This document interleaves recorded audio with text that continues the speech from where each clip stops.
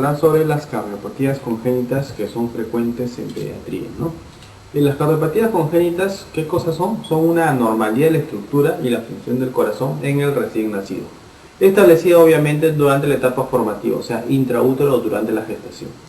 En general, las cardiopatías congénitas corresponden a malformaciones cardíacas resultantes de un desarrollo embrionario alterado, ¿no? Desde el punto de vista epidemiológico, podemos decir que cerca de la mitad van a ser sintomáticos durante el primer año de vida. Muchos niños recién se hacen diagnósticos en el segundo o tercer año de vida, ¿no? 1% de los recién nacidos, o sea, su porcentaje para nada es despreciable. Aproximadamente el 5% son portadores de una anomalía cromosómica. O sea, estos pacientes, 5% tienen una cromosopatía sobreagregada.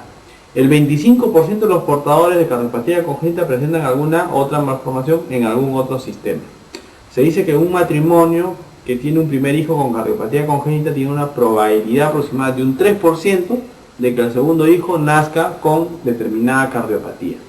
O un padre o una madre portador de una cardiopatía congénita tiene una probabilidad de entre un 2 a 10% de que su hijo nazca con otra cardiopatía, ¿no? Entonces son elementos que hay que tenerlo en cuenta. ¿Ya? Entonces, definitivamente la cardiopatía congénita más frecuente es el CIB, o sea, la comunicación intraventricular. Aproximadamente un tercio, un cuarto de pacientes de todos los pacientes con cardiopatía son CIB. O también componente de alguna otra cardiopatía más compleja. La segunda cardiopatía más frecuente tenemos entre el CIA y el ductus persistente. La cardiopatía cianótica más frecuente viene a ser la tetralogía de Fallot, y la cardiopatía congénita cianótica más frecuente al momento de nacer viene a ser la transposición de grandes vasos o de grandes arterias, ¿no? Entre las cardiopatías congénitas dividimos en dos grandes grupos, ¿no? Cardiopatías congénitas acianóticas y cardiopatías congénitas cianóticas. Las cardiopatías congénitas acianóticas ya podemos dividirlo en cardiopatías con cortocircuito de izquierda a derecha. ¿Ya? Esto constituyen el grupo más numeroso de cardiopatías congénitas y alcanzan alrededor del 50% de este grupo de cardiopatías. El cortocircuito izquierda-derecha puede ocurrir a nivel auricular, ¿no? Como en el CIA, a nivel ventricular como en el CIB, o a nivel auricular y ventricular como en el defecto septal aurículo-ventricular o el canal AB, ¿no? Canal aurículo-ventricular, o a nivel de grandes arterias como el ductus arterioso persistente, lo cual ocasiona generalmente zonas de hiperflujo a nivel de la zona de la pulmonar. Una alteración fisiopatológica que define este grupo de cardiopatía es el paso de sangre oxigenada desde el lado izquierdo del corazón ya hacia, obviamente, el lado derecho del corazón. Ya puede ser a nivel auricular izquierdo-derecho, ventricular izquierdo-derecho, o a nivel de un vaso mayor presión a otro vaso de menor presión como el TC, el persistente ductus arterioso.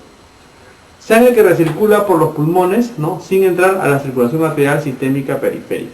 Por lo general estos pacientes tienen signos de insuficiencia cardíaca congestiva. Vamos a ver el corazón con flujos pulmonares obviamente aumentados, ¿no? En general las cardiopatías con cortocircuito izquierda-derecha son sintomáticas cuando el 50% o más del flujo que llega al lado izquierdo del corazón se desvía hacia el lado derecho. Es decir, cuando el flujo pulmonar es 2 o más veces el flujo sistémico, ¿ya? Entonces en este momento recién comienza a tener sintomatología. Esto es importante saberlo porque por lo general los pacientes cuando nacen, sobre todo recién nacido, cuando nace tienen una presión de la arteria, presión pulmonar aumentada, ¿no? Y esta presión pulmonar, conforme va aumentando o va pasando los días de vida del recién nacido, va a comenzar a disminuir. Al disminuir la presión, al iniciar su etapa primaria de vida, esta presión aumentada de la pulmonar como que contrarresta los flujos de izquierda a derecha, ¿no?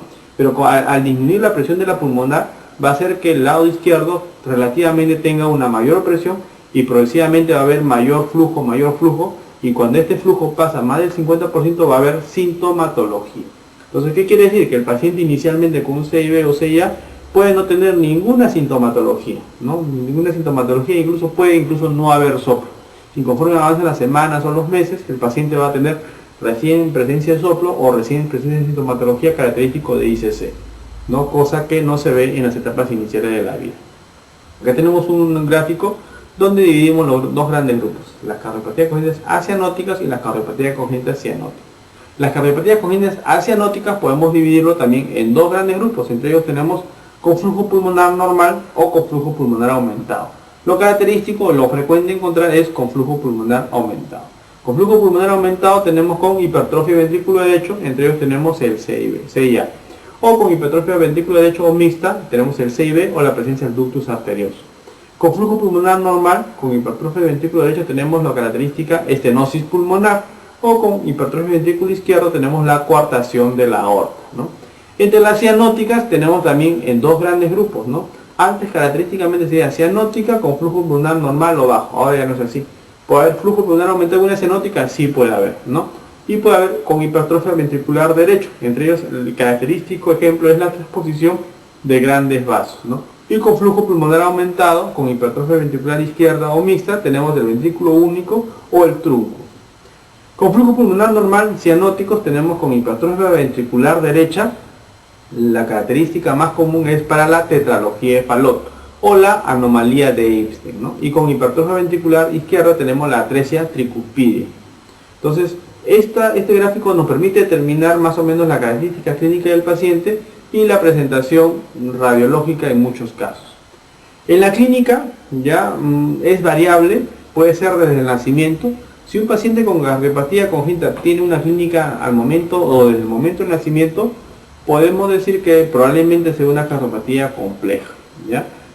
Y esta clínica puede ser en etapas posteriores, ¿no? Al año, 2 años, etc., ¿no? Las cardiopatías con hiperflujo pulmonar dan clínica de insuficiencia cardíaca congestiva, infecciones respiratorias e hipertensión pulmonar, que con el tiempo pueden desencadenar cambios en las arteriolas pulmonares y hacerse reversibles. Los grados de lesión, ¿no? A nivel de los vasos vamos a ver una hipertrofia de la íntima, proliferación de la íntima, fibrosis de la íntima y lesiones plexiformes. Esos son los grados de lesión que vemos a nivel vascular. Las cardiopatías con cortocircuito izquierda-derecha ya conduce luego a una inversión del flujo derecha-izquierda. ¿Por qué? Porque progresivamente la pulmonar va a comenzar nuevamente a aumentar su presión y va a hacer que cuando esto esté igual o sea mayor del lado derecho al lado izquierdo, va a haber una inversión del flujo, ¿ya? Y vamos a ver al paciente con una característica que quiere decir síndrome de Eisenmenger. Y el paciente que antes no tenía cianosis, ahora va a tener cianosis, ¿no? Más clínica de insuficiencia cardíaca congestiva. Entonces, en este momento solamente se puede hacer cirugía paliativa y no correctiva. El hiperflujo pulmonar puede desencadenar crisis hipoxémicas, ¿ya? Y la hipoxia crónica obviamente origina policitemia, ¿no? Lo que llamamos la conocida crisis hipóxica o crisis cianosis. Entonces las cardiopatías congénitas podemos dividirlo de varias formas, ¿no? Este es un intento ya de clasificación de las cardiopatías. Tenemos las acianóticas con cortocircuito izquierda-derecha, ya tenemos el CIA, CIB, conexión venosa pulmonar anómala, las fístulas arteriovenosas, la persistencia de conducto arterioso, la ventana aortopulmonar, ¿no? Origen anómalo de la arteria coronaria izquierda en el tronco pulmonar, etcétera, ¿no? Entre las acianóticas sin cortocircuito izquierda-derecha tenemos las anomalías del llenado ya de la aurícula izquierda, tenemos la insuficiencia mitral, tenemos la fibroelastosis, ¿ya? Tenemos la estenosis aórtica, tenemos la anomalía de Einstein, que es bastante conocida y que se asocia generalmente a ciertas alteraciones del ritmo, pero, o cuando existe componente pulmonar, tenemos la estenosis pulmonar, la insuficiencia pulmonar, la dilatación idiopática del tronco de la arteria pulmonar, ¿no? Que pueden conducir cardiopatías sin cortocircuito, que no es lo frecuente, más frecuentes son con cortocircuito izquierda-derecha. Entre las cianóticas tenemos con flujo pulmonar ya aumentado, la transposición de grandes arterias, ya la doble salida ventricular derecha tipo Townsend-Big, el tronco arterioso, ya el conex venoso pulmonar anómalo, tenemos el ventrículo único sin estenosis pulmonar, la atresia tricuspidia, ya con gran CIB y sin estenosis pulmonar, o la hipoplasia corazón izquierdo. Y con flujo pulmonar normal o aumentado tenemos la atresia tricuspidia, la anomalía de Einstein, la tetralogía de Fallot, la estenosis pulmonar, la transposición de grandes vasos o doble salida ventricular derecha. Y otra que no es muy frecuente es la fístula arteria venoso pulmonar, ¿no? Entonces la clasificación permite determinar más o menos en qué grado puede o en qué lugar puede estar el paciente y según eso hacer cierta característica clínica. Como ya mencionamos al principio, la comunicación interauricular ya viene a ser la segunda cardiopatía más frecuente, ¿no? La primera o la más frecuente viene a ser el CIB. Entre la comunicación intraauricular existen 3 grandes grupos. Uno es el tipo ostium secundum, el segundo es el ostium primum y el tercero es el tipo seno venoso. El ostium secundum característicamente son de localización medio septal, no derivan los cojines endocárdicos y son las más frecuentes. El ostium primum, ¿por qué es importante? Porque se encuentra generalmente asociado al síndrome de Down, ¿no? Entonces la asociación más frecuente del síndrome de Down es la comunicación interauricular, y entre ellos el tipo ostium primum, ¿ya? Otros autores refieren que la asociación más frecuente del síndrome de Down es el canal AB, ¿no? Pero bueno, eso depende de los autores. El tipo seno venoso se asocia con anomalías de drenaje de las venas pulmonares derechas, ¿no? Entonces, tres grandes tipos: ostium secundum, que es el más frecuente, ostium primum, asociado al síndrome de Down, y el tipo seno venoso.